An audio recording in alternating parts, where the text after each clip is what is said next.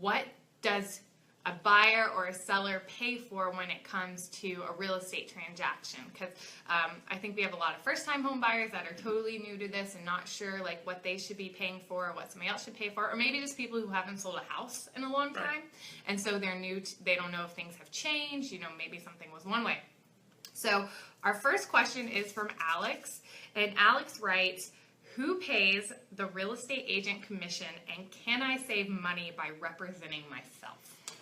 Alex, first, thanks for the question. Real estate commission here in our market is paid for by the seller. It is negotiated when the listing agent and the seller actually put the home on the market to sell. About the only time that a buyer would pay for any type of commission would be if a buyer is choosing to purchase a home for sale by owner, wants representation from a buyer's agent, and the owner will not pay for it. They will not negotiate it. In my 20 years of real estate, I've sold a few for sale by owners. I've never had that happen. I know it has happened with a few agents.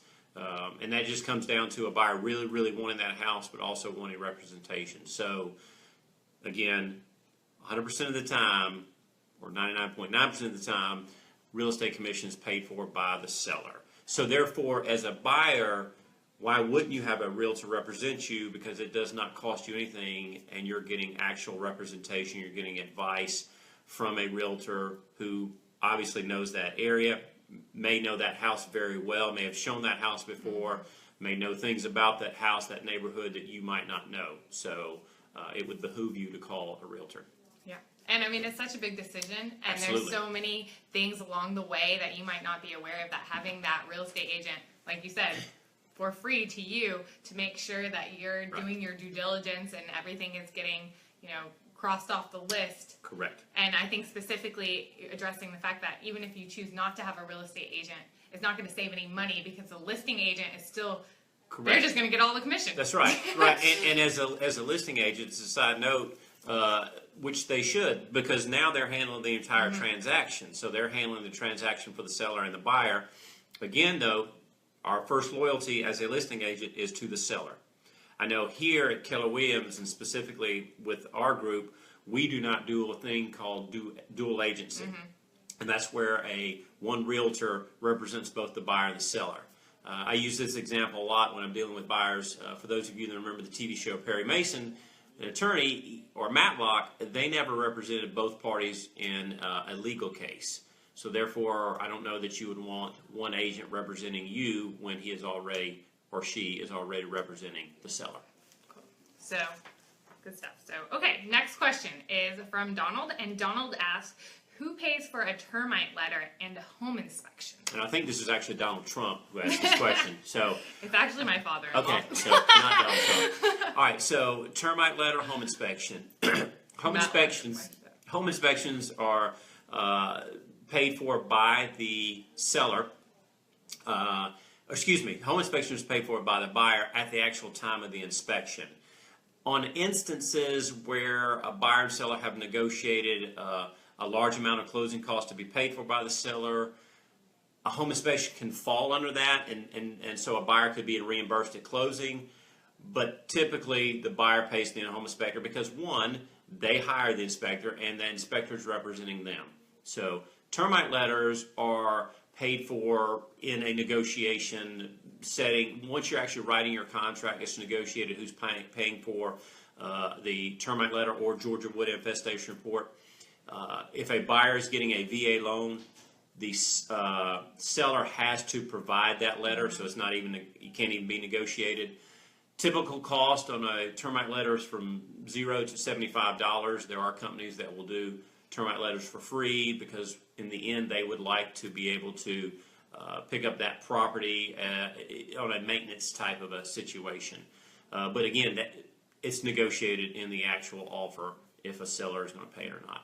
And paying for a home inspection, I think, is one of the best investments you're going to make, because you might be spending $300-400 Yes. to protect Absolutely. $10,000, $15,000, $20,000 property. Absolutely, and there are a lot of good home inspectors in our area, and basically they go from the crawl space to the roof to make sure that what you're buying is what you see, because there's a lot of things you can't see because you don't. I'm not going to get in the crawl space, and I'm not going to get in the attic, so I don't want to mess up my hair and get in the attic. So, but those are things that, that you as a buyer aren't going to do and you're not going to see. So even if you're buying a new home, you weren't there when the home was built.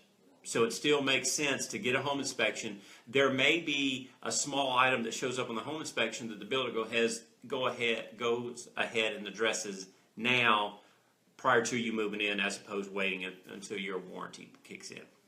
Okay. The next question is from Tom, and he asked, I'm taking out a mortgage. What are my closing costs? And is that something I can ask the seller to help pay for? Okay, so again, this is based on our local market. Generally speaking, when you get to 200 or up to 200, 250, maybe even 300,000, the seller is expecting to pay something in closing cost. It's all going to be negotiated. It'll be dependent upon how long the house has been on the market, what's the condition of the house, is it priced where it should be anyway, or is it a little high? So closing costs are negotiated at the time an offer is written. Again, in our local market here, up to a certain price, the seller is expecting to pay some closing cost. So generally speaking, it's going to be negotiated. Now, we have a lot of VA buyers here, and so VA buyers go VA loans, which are VA financing, which is 0% down. So a lot of them don't have a lot of cash, so therefore they're going to ask for a lot of closing cost. And that's just something that the buyer and seller end up negotiating. Yeah, that's good. Okay, and our next question is from Mary, and she says, should I get a home warranty, and how much does it cost? Okay, so home warranty, absolutely. Do you get a home warranty? Yes. Generally speaking, costs range from $450 to $600, depending on the type of Sorry, coverage. I want to back up for a second. For those who don't know, what is the home warranty, right? And what is it? How's it going to? All right, good question. So a home warranty typically covers mechanical systems at a home: the water heater, the heating and air unit, and then appliances, built-in appliances like a dishwasher, stove, built-in microwave, those things. There are additional things.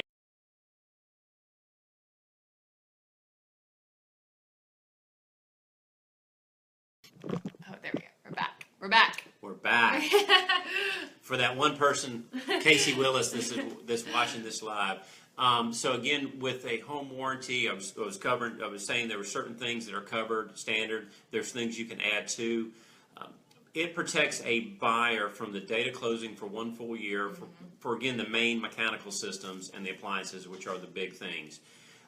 Generally speaking, in our market, the seller is willing to negotiate that and pay for that at closing. So, and again, it ranges between $450, $600. At the end of that year, you are able to renew that warranty as a buyer if you so desire. And the cost is, again, generally about the same. Good questions. Well, that's all the questions that we had today regarding who pays for what. And if you have any other questions, you can go ahead and comment on this video. You can write into our Facebook page.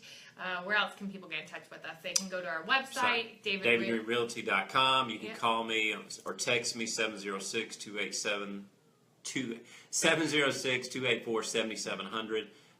You can email us dgreen, eon363@gmail.com. Any questions you might have. Yeah. So keep bringing your questions, and we're going to keep answering them. And we hope everyone has an awesome day. See you guys.